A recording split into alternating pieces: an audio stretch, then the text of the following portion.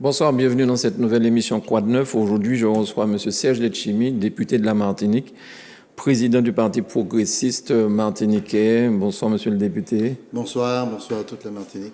Merci beaucoup d'avoir accepté notre invitation. C'était important pour nous que vous puissiez passer chez nous et puis faire vos vœux à la population martiniquaise, mais aussi de la Guadeloupe, la Guyane, puisque nous sommes aussi très regardés et nous avons des Martiniquais qui habitent un petit peu partout. Merci beaucoup de m'offrir cette occasion.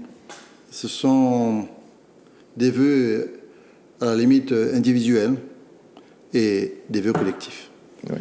Pour quelle raison je procède comme cela? Parce que je pense que chacun a besoin de pouvoir vivre dans des conditions acceptables, que leur santé soit protégée, que leur droit à l'éducation soit bien formalisé, que chacun puisse se nourrir et manger correctement, boire, et que chacun puisse aussi prétendre à la réussite et au progrès dans les meilleures conditions possibles. En gros, tout le monde est monde.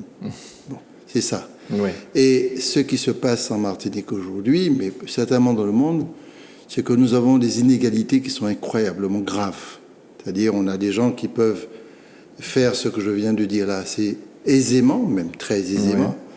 Et puis, il y a une quantité de personnes, on parle de près de 76 000 personnes en Martinique, qui vivent en dessous du seuil de pauvreté. Donc, oui. Mon message est global, mais qu'on me permette aussi de donner ce ton envers les plus défavorisés pour qu'on fasse tout dans ce pays, tant au niveau national qu'au niveau local, pour que chaque monde puisse boire de l'eau correctement, puisse se nourrir, se vêtir et progresser. Ça demande un effort public, parce qu'il ne faut pas se faire d'illusions. L'économie locale, l'économie mondiale ne répond pas, du fait même de ses principes. Le système économique qui est très capitalistique, qui est très libéral, et ne permet pas de créer cette égalité souhaitée pour tout le monde. Oui. Et à ce titre-là, on a besoin de mener des politiques publiques très efficaces, destinées bien sûr à tous et à toutes, mais aussi permettant aux plus démunis, aux plus exclus, de pouvoir quand même dormir avec un feuilleton qui est correct, quoi. Il pas trouver les ouverts au robinet, il n'y a pas coupé de l'eau là, les liméliméa, l'électricité n'a pas coupé parce que pas payé. Donc il faut entrer dans une nouvelle ère de soutien extrêmement puissant, tout en disant aussi que c'est par l'activité aussi qu'on peut s'en sortir. C'est ça. Et puis collectivement, je souhaite à mon pays de retrouver la sérénité, de retrouver la croissance économique, de revendiquer le droit au progrès, et pas seulement vis-à-vis de la France, pas seulement vis-à-vis de la République, mais vis-à-vis de nous-mêmes. Oui. De dire clairement que nous avons droit à ce progrès-là et que nous devons aussi revendiquer quelque chose qui m'est très précieux, d'être fiers d'être des Martiniquais. Il faut qu'on soit fiers d'être des Martiniquais. Et c'est cette fierté qui peut nous donner l'énergie et la capacité de travailler, bien entendu, si on crée le cadre pour que tout un chacun puisse travailler dans les meilleures conditions.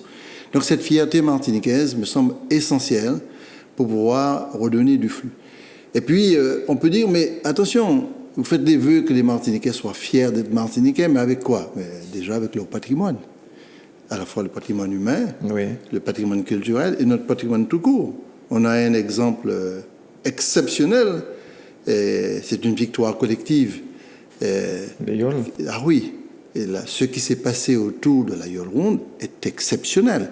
C'est vraiment un travail où on devrait saluer avec beaucoup de révérence tous ceux et celles, je ne parle pas simplement ceux qui ont organisé, et autour de Lagier et du jeune Lagier et des autres qui ont bossé là-dessus. Et je parle surtout de ceux qui, depuis très longtemps, des dizaines d'années, de longue haleine, ont permis de faire de l'Aïeul un patrimoine devenu mondial, reconnu mondialement, et un patrimoine exceptionnel. C'est à partir de cet élan de fierté et d'unité, sans essayer de dire « t'as là pas bon » parce qu'en permanent, de rester dans l'unité, eh bien, l'unité, c'est l'exemplarité du progrès. Et comme nous n'avons pas encore trouvé de l'or ni du pétrole, on ne souhaite pas qu'on trouve du pétrole parce que le pétrole maintenant va être dépassé, mais nous avons au moins cette richesse patrimoniale locale, et il y en a d'autres encore, la biodiversité par exemple, Et comment on peut épouser tout ça pour faire peuple, pour être ensemble, pour se battre ensemble. Et arrêter des combats peut-être trop idéologiques pour pouvoir rentrer dans un processus de construction du pays dans la sérénité. C'est ce vœu que je fais pour à la fois mon pays et le peuple martiniquais. Vous parliez tout à l'heure, là, monsieur le député, que le Martiniquais qui ouvre son robinet puisse avoir de l'eau. L'eau, c'est malheureusement, on risque encore, semble-t-il, hein, pour la prochaine sécheresse, d'être en manque d'eau. Moi, j'habite Gaumont, des fois, il n'y a pas d'eau dans mon quartier. Non, il faut régler ce problème. Donc, l'eau, c'est essentiel. L'eau, c'est la vie. Oui, absolument. Non, c'est un bien commun. C'est comme ça qu'on le dit. Non, il faut régler ce problème. Je ne sais pas qui va le régler, comment on va s'organiser dans les années qui viennent. Tout dépend. Ça dépendra du peuple. Bien sûr. Des choix, mais il faut régler ce problème. Il faut être derrière des solutions. Tout le monde derrière des solutions. Il ne faut pas qu'on fasse de cancan autour de ça. Parce que qui moun ka paye à la fin, c'est mon qui pas gagné de loi. Bon, c'est tout. Hein. Donc il faut régler ce problème. C'est une priorité numéro 1 pour la Martinique. On ne peut pas s'humilier comme ça. On ne peut pas, en plus, créer des problèmes à des gens qui sont en difficulté sur la base d'orgueil politique. Il faut chercher la bonne solution et exécuter la bonne position et de la manière la plus drastique et la plus rapide, avec un chantier échelonné sur 5, 6 ans, 7 ans, je ne sais pas. Mais il faut vraiment régler ce problème. Si nous ne sommes pas capables de régler le problème là, c'est pas la peine, quoi. Oui. Tu as causé fini puis ça, parce que c'est pas la peine à demander à Paris, est-ce que tu peux m'aider à régler le problème, à supplier pour y faire. Et comme ça, et préfère derrière ou en là, c'est prendre responsabilité de Martiniquais. Les institutions à la Martinique, monsieur le député, je vais parler de la CTM, hein, qui a 5 ans. Hein. Les institutions, de manière générale, qu'est-ce que vous en pensez? Est-ce que ça mérite un petit relooking, de manière à ce que les Martiniquais soient mieux entendus, peut-être? Moi, je pense que, honnêtement, je ne pense pas qu'il soit nécessaire de faire un relooking juridique, hein, parce que certains ont laissé peut-être entendre qu'il y a un problème juridique. Je ne pense pas. Peut-être on peut revenir sur le mode d'élection, mais ça, je ne suis pas tellement pour revenir sur un débat institutionnel. Et je pense surtout que ce que les Martiniquais attendent, c'est la sérénité, la paix, le fonctionnement d'institutions telles que la CTM, c'est la vie des gens au quotidien. Donc il faut absolument rétablir les choses dans les meilleures conditions. Je pense que c'est possible de faire ça avec quelques petites adaptations de type réglementaire, un règlement intérieur de très bonne qualité, une stabilité politique. C'est pas la peine d'aller faire mariage biolesque avec tout le monde et puis se retrouver demain matin avec un truc ingérable. Il faut absolument que les personnes qui sont à la tête de ces institutions s'entendent. Donc, et ça correspond à une majorité très stable, équilibrée mentalement, équilibrée psychologiquement parlant, et équilibrée politiquement parlant. C'est-à-dire, on ne trouve pas dans un sorte de manger cochon qui ne tient pas la route, quoi. C'est pas bon. Donc, je pense qu'il faut absolument rétablir ça. Et puis, deuxième chose, il faut une vision politique. Il faut vraiment une vision politique. Est-ce qu'il y a une vision politique aujourd'hui sur les 10 années? Je n'en ai pas vu. Et troisième chose, il faut vraiment une politique de proximité avec la population. Bon. Oui. À mon avis, il y a un truc radical. Il faut mettre des seuils. Et en dessous de ce seuil-là, les gens qui ont besoin d'aide, automatiquement, faire lettre, attendre 6 mois, un an, des ans, etc. Il y a un automatisme à créer autour des plus démunis. Et puis, si les gens ont droit à l'aide parce qu'il y a un revenu qui est en dessous de 800 €, 700 €, il faut que la mécanique, bien sûr, voilà, un niveau de numérisation de l'informatique très poussé, soit clair pour que les gens n'aient pas à attendre. C'est ça qui fait beaucoup de mal. Et puis la dernière chose, il faut un plan de réinvestissement de la Martinique. On ne peut pas accepter que la Guadeloupe nous ait dépassés. Ils sont devant nous depuis très longtemps. La Guyane était devant nous, la Réunion est devant nous. Donc il faut un plan d'investissement de grande ampleur.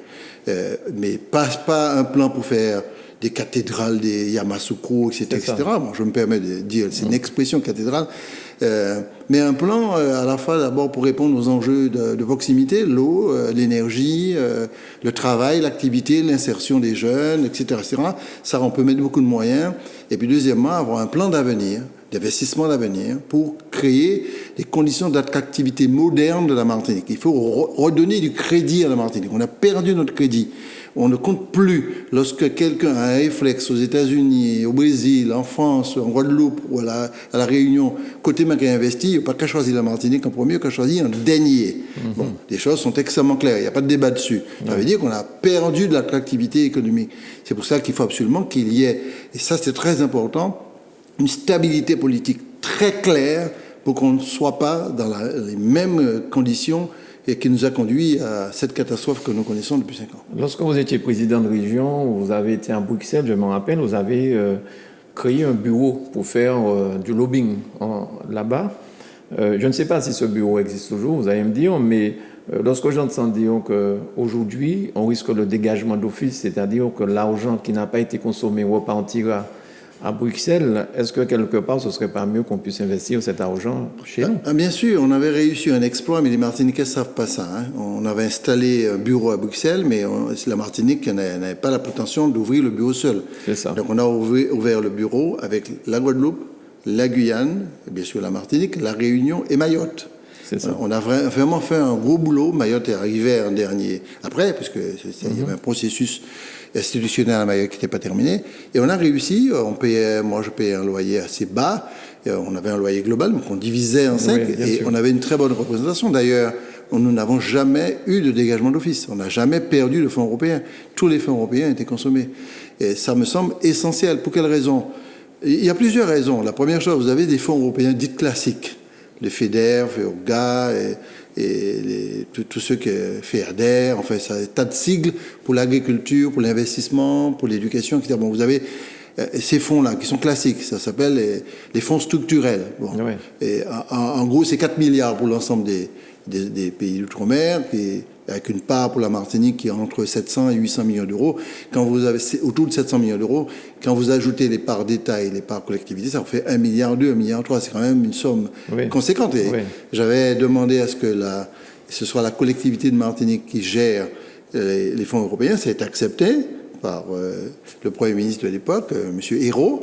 Oui. Et donc, c'est la Martinique qui gère une grande part des fonds européens à Martinique. C'est une bonne chose pour nous. Mais il n'y a pas que ces fonds, et c'est là où on se trompe. C'est-à-dire qu'on n'a pas, comme on n'a pas de projet, donc de développement, et avec une vision claire, on peut négocier d'autres fonds. Et la Banque d'investissement de l'Europe peut accorder des fonds. Vous avez des programmes spécifiques, comme vous voulez, sur l'amélioration des villes, pour la croissance verte, pour le numérique, pour les innovations, qui sont des focus différents, qui sont des choses différentes. Et on peut aller demander ces fonds, mais pour cela, il faut des projets. Mais comme il n'y a pas de projet, on ne peut pas négocier ces fonds-là. Il y a beaucoup de pays, comme la Réunion, qui négocient, les Canaries, Madère, qui peuvent émarger là-dessus.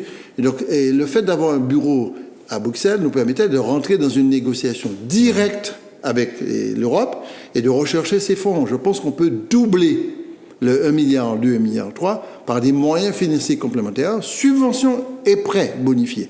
Et ça ferait quelque chose comme 2,5 milliards. Donc ça a été malheureusement fermé. Je ne pense que c'est pour une raison purement politique. D'accord.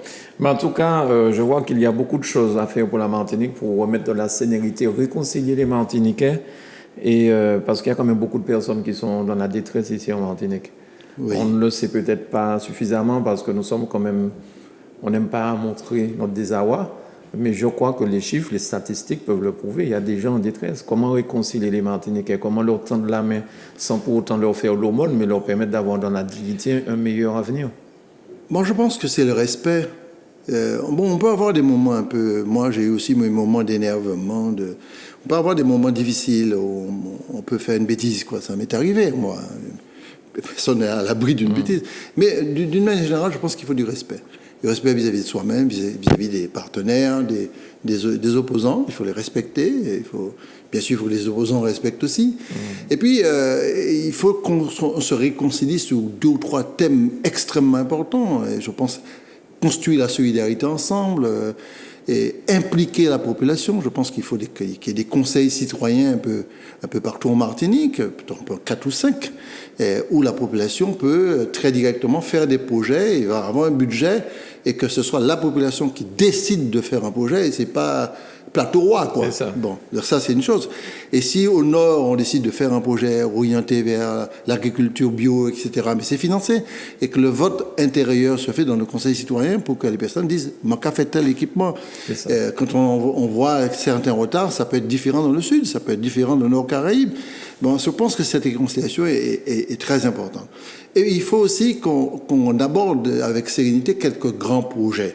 Sortir de la chlordécone, il faut l'aborder collectivement, quelle que soit l'origine de la couleur de la peau. Oui. C'est un mal qu'on a fait à ce pays-là.